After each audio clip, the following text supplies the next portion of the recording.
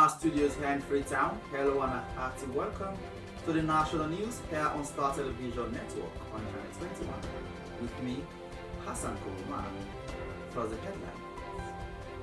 Founder and Chief Executive Officer, Christian Lawyers Network, known as Legal Link, Lawyer Rashid Dumbuya, has said Legal Link has been able to achieve some of its core mandates in the areas of providing pro bono services for the less privileged in the country. Last year, we did a lot of work around the coronavirus. Remember the whole of 2020. Persons living with disability have issued a stringent rebuke against the Sierra Leone Police for what they describe as terror. The paramilitary wing of the SLP, attached to the Waterloo Division, rained on some of their members for a piece of land which they say rightfully belonged to them. His team arrived at the scene and advised members of House of Jesus to leave the said land. The gender manager of the one-stop center at Kingharman Maternity and Child Health Hospital in Freetown, Hannah Lahai Robinson, explains the role the center has played in mitigating incidents of rape and gender-based violence in the country. And as a way of stopping it, as a way of addressing the issues, the problems that were faced by victims. And in sport, the coach of Leon Stars, John Kista, has begun effective training at the Sierra Leone Stadium, inviting over 40 home-based players ahead of AFCON qualifiers against Benin and Lesotho. The Executive Committee of the Sierra Leone Police Association, thank you. Thank you for your patience. Thank you for, despite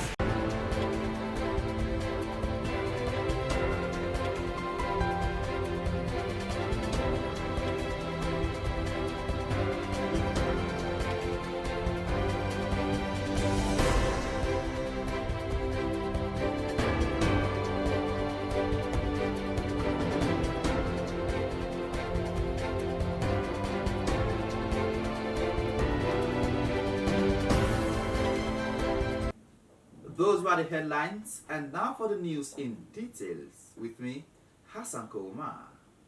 2 years since the establishment of the Christian Lawyer Center, otherwise known as Legal Link, the founder and chief executive officer, Lawyer Rashid Dumbuya, has said Legal Link as an advocacy group has been able to achieve some of its core mandates in the areas of providing pro bono services for less privileged.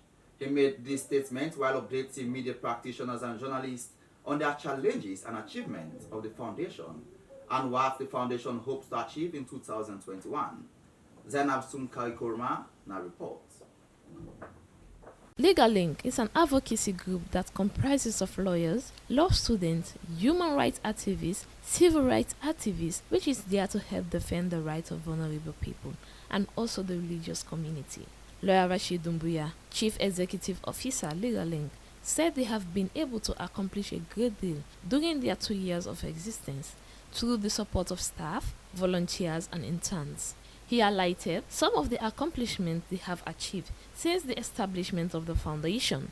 Been able to do advocacy around vulnerable groups, their rights, compliance to their rights. We are able to also do a lot of opinion piece. I remember last year we did a lot of work around the coronavirus. Remember the whole of 2020 from the beginning of March and even till date, we have been eclipsed, as a nation with a pandemic that has really affected the nation, in fundamental terms. And in our view, we believe this pandemic is something that has opened our eyes to understand the need for the states to pass enabling legislations and even, of course, have in our constitution a right to health.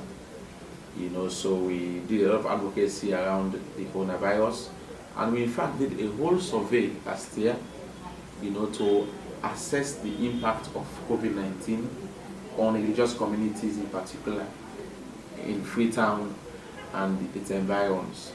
And in that survey we were able to bring out constructive findings among many others, we realized that the religious community in Sierra Leone, they've done much more than is expected of them to adhere to the COVID-19 guidelines, more than any other sector, in the nation of Sierra Leone.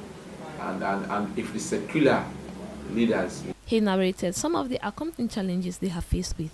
Among them, their incapacity to establish regional offices, which according to Lawyer Rashid Dumbuya is due largely to the outbreak of COVID-19 pandemic. Of course, some challenges last year as well. First, we were unable to penetrate the hinterland, the provinces, because of lack of resources. So we are poised this year to find enough resources to make us move to the provinces. So we have been doing a lot of work in the western area. But this year, one of our targets is to make sure we take legal link to the interior. All right. So already we have plans to go to Konnor, that is the eastern part, and then Bo, the southern part, and then Makeni, the northern part. So that the two also will have, some opportunity to also benefit from our services. And we do a lot of free services, free Pro Bono services. For example, if you are a vulnerable group and you are affected, and we notice that an injustice has been occasioned against you, we can come in as lawyers and defend you and take your case free of charge. So we want to move out of Freetown this year. That's one of our plans. But again, like I said, we had resource constraints last year, and we hope this year something will happen in that area to help us take. He revealed that this year 2021 will witness a change in narrative in terms of their activities, which include training their building staff capacity and addressing challenges for vulnerable people. This, he said, could be possible through funding capacity for the foundation. We really reach Waterloo to the provinces. So we have plans, one, to do a lot of trainings in terms of vulnerable groups, and then we have plans to go also on charitable missions. So we are going to provide some charitable support to the aged, the orphans, and then of course blind school. So we have 3 of them this year targeted in our program. Christian Lawyer Center is an advocacy organization that seeks to champion the causes of vulnerable and less privileged persons, as well as providing pro bono services for their clients. Then Kingharman reporting for Star TV News. Persons living with disability have on Wednesday, January 20th, 2021, issued a stinging rebuke against the Sierra Leone Police for what they describe as a terror the paramilitary wing of the SLP, attached to the Waterloo Division, rained on some of their members for a piece of land which they say rightfully belonged to them. Alfie Barry compiled his report read in our studios by Kingharman.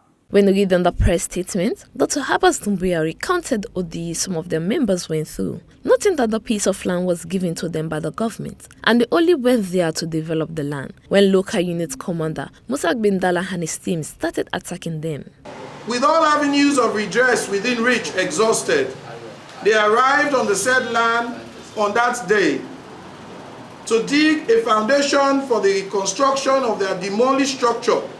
Unfortunately, there were unfinished structures interfering with the layout of a proposed plan that will enable them to gradually relocate from the congested bus station residence to the allocated piece of land. Whilst there, the operations commander of the Waterloo Division and his team arrived at the scene and advised members of House of Jesus to leave the said land as there is animosity building around.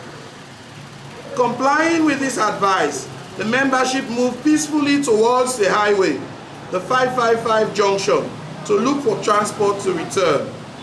Upon arrival at the junction, they were ambushed by the local unit commander, Musa Bandabla, and his team, who brutalized them, destroyed their assistive devices, such as crutches and wheelchairs, and arrested several of their members and took them to the Waterloo Police Station, alleging that there was a report against them for malicious damage.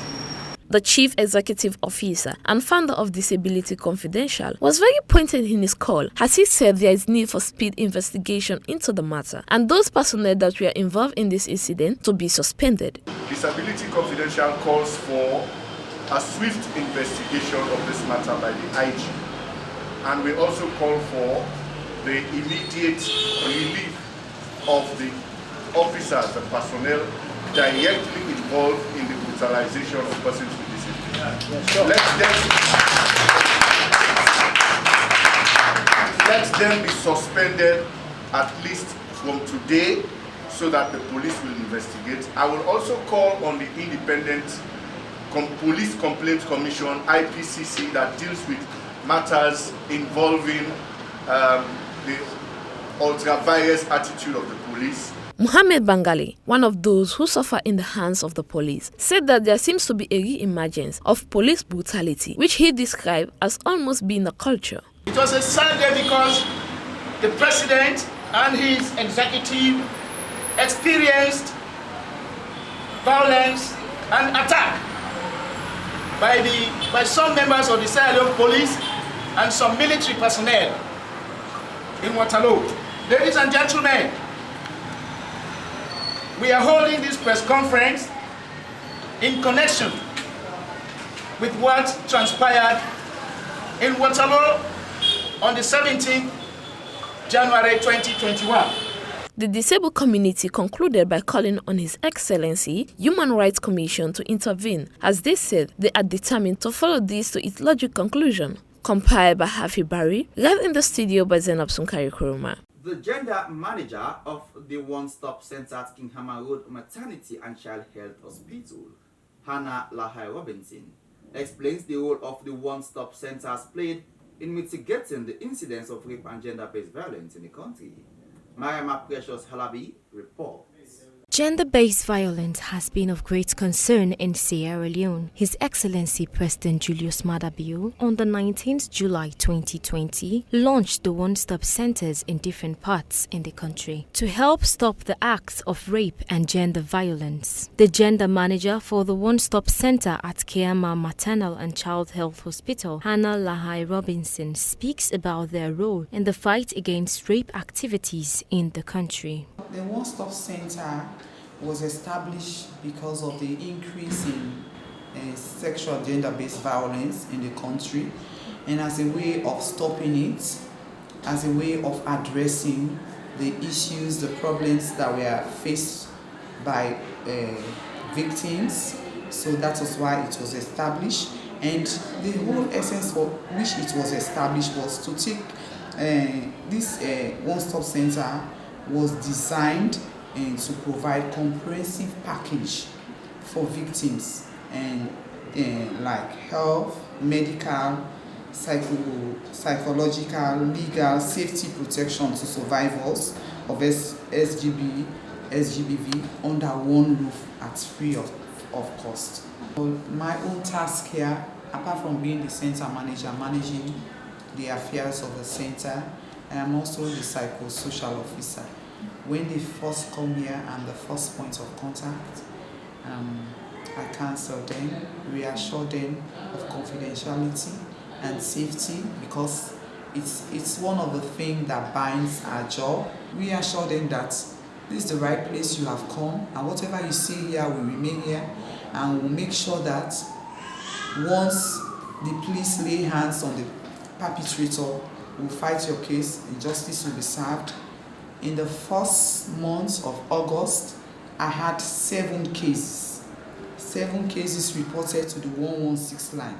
She further outlined some of the challenges they are facing and also encouraged victims of rape and gender violence to speak up and seek available services for justice to be done over their cases. The main challenge here with our own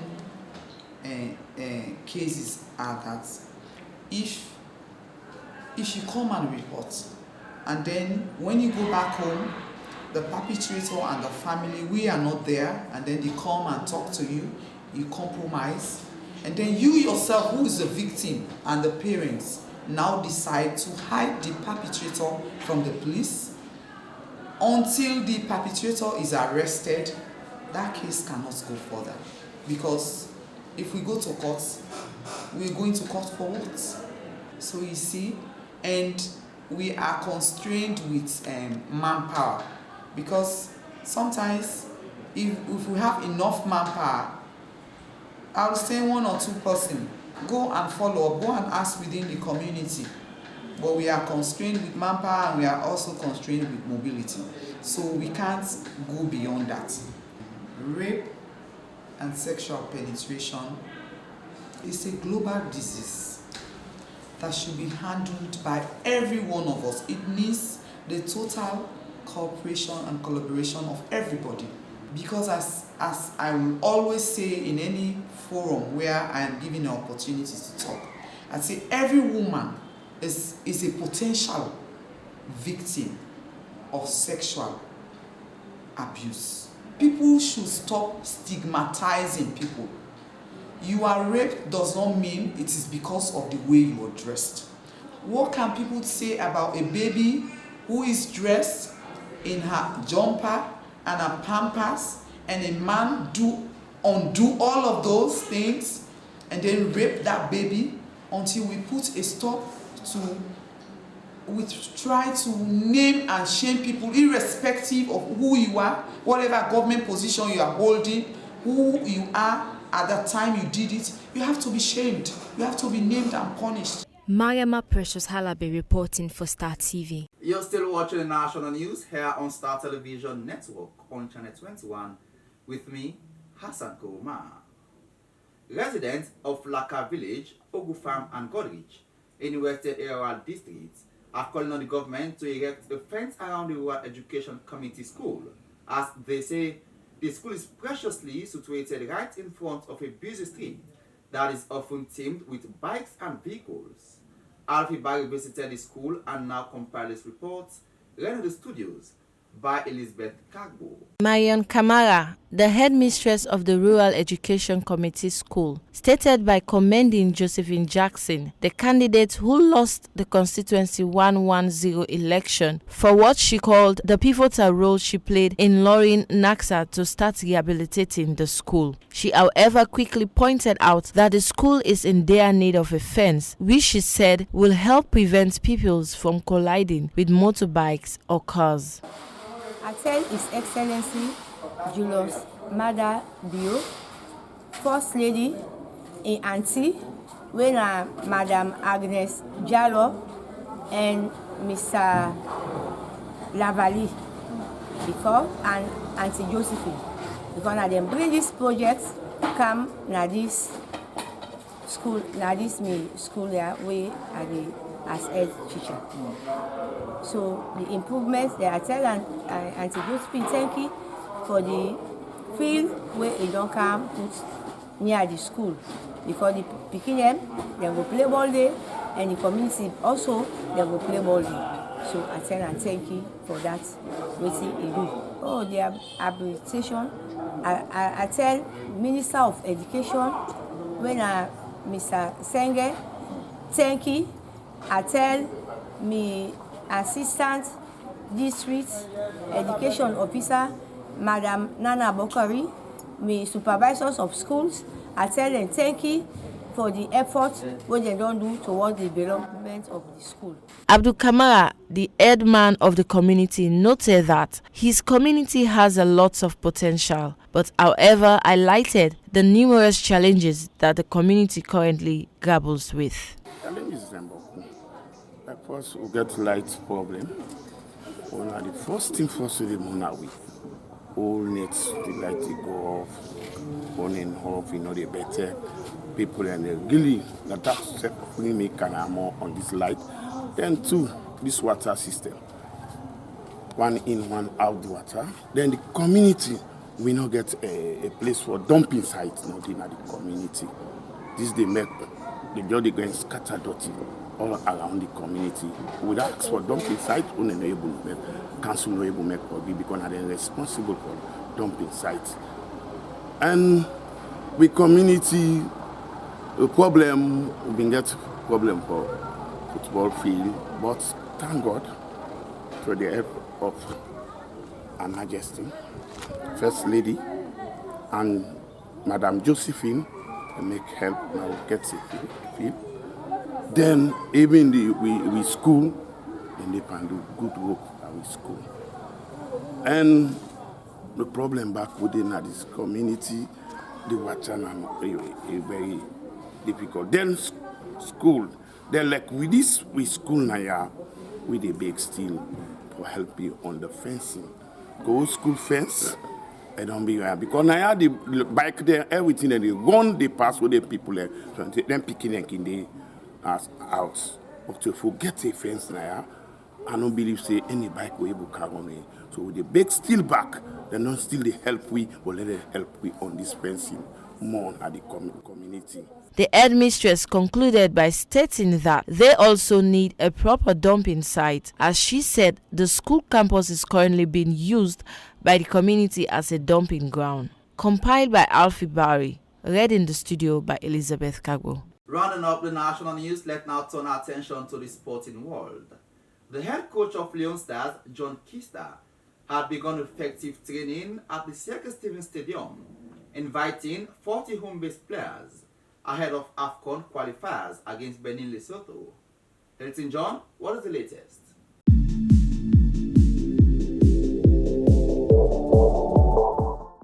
Thanks to Hassan. Welcome for today's sporting news. The Sierra Leone Premier League board, headed by lawyer Ali Vandi Koroma, has begun its training at the Sierra Leone Stadium, targeting match commissioner club officials.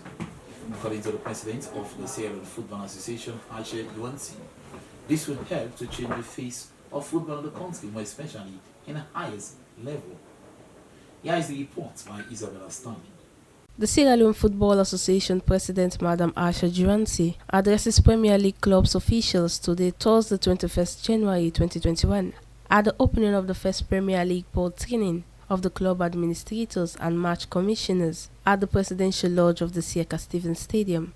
In our statement, Juansi further encouraged the participants to take the two-day training very seriously, to not only understand but also be in the position to implement the rules in the best interests of the game. Football is governed by rules, and compliance is the key to ensure good governance, Juansi said. To the members of the Premier League Board, I would like to first of all, on behalf of the Executive Committee of the Sierra Leone Football Association, thank you. Thank you for your patience. Thank you for, despite our COVID situation which still exists around the world, you have been able to manage the club. You've been able to steadfastly ensure that the online engagements and the seminars which you have participated in, which others, including the instructors here today, have participated in, gone ahead. It's been a very trying and difficult time, but today, as we can see, with the lifting of the ban on sporting activities by the government, we are ready to go. It shows the importance that we attach to this beautiful game of ours. I'd like to also welcome my family, our family, the football family. It's good to see all of you here.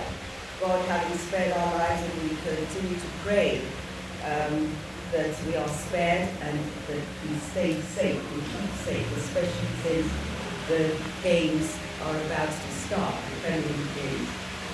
So, to this seminar, kudos to you. I was looking at your theme here, making the game better and showing the club administrators and match commissioners. Now, this clearly says one thing, and it shows something that I've always emphasized on. There are two types of people in this beautiful game of ours. You have the football players, the marshals on the field, as I call them, and you have the ones who govern the game. They are the administrators. She ended by congratulating Precious E.A. Amara, who has recently been listed among the 2021 FIFA referees, making her the first Sierra Leonean female referee to carry a FIFA badge for the past 2 decades. She thanked Margaret Korji and Elizabeth French, who had also achieved such an accolade for setting a good example for young female referees. Chairman Sierra Leone Premier League Board, Ali Vandi Koroma, said this training would help to develop the clubs and improve on the development of the league. A warm welcome to you all to this all-important training. As a board, we are particularly encouraged that you've left your very busy schedules, amending your daily schedules, your weekly schedules, present here to attend this first of its kind training of club administrators and match officials. Ask many questions as possible and let the sessions be very interactive. The two-day training involves match commissioner, club license marketing, and media officials of various clubs. For Star TV Sports in Freetown, I am Isabella Stanley. So part of the preparation for the commencement of the Sierra Leone Premier League, a two-day training has begun at Sheikh Stevie Stadium with end on the 22nd of January 2021. This is part of the capacity building from the point of the Premier League board for football officials. Manchester United secured 2-1 victory against Fulham in yesterday's match in the Premier League. Despite we saw the considered equalizer goal, Paul Pogba scored from the distance after a fantastic driven. Here's the highlights of the match. Well, 24 hours ago, United were top of the Premier League. They kick off at Craven Cottage tonight in third. It's that sort of season, but they will clamber back above Leicester and City if they can clinch an 8th away win of this extraordinary season. Yeah, close. A wonderful strike. Goalkeeper beaten, and that's by far the closest Manchester United have come. It's a sensational goal scored by the French international Paul Pogba, who got the winning goal for Manchester United, and they are back on top of the Premier League. So that's all for sports for today's news. Back to Hassan in the studio.